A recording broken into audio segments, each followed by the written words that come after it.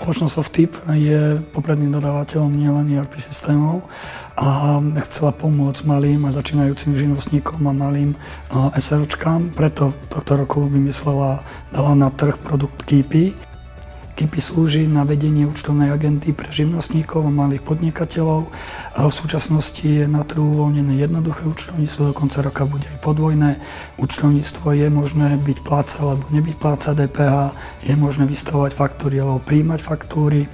V tomto roku bude ešte uvoľnená aj skladová evidencia. Samozrejmosťou sú aj manažerské informácie, ktoré sú hneď dostupné na obrazovke.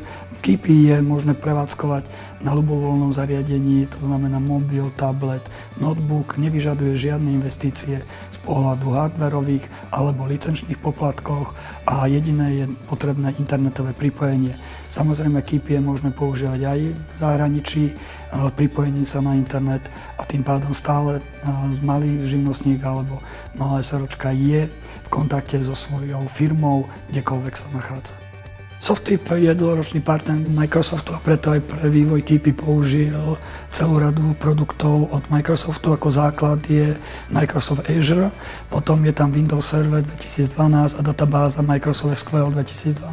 Ako vývojové prostredie použil Visual Studio 2012 a naprogramované je to v .NET ASP MVC 4 a pre tímovú prácu použil Team Foundation Server 2012.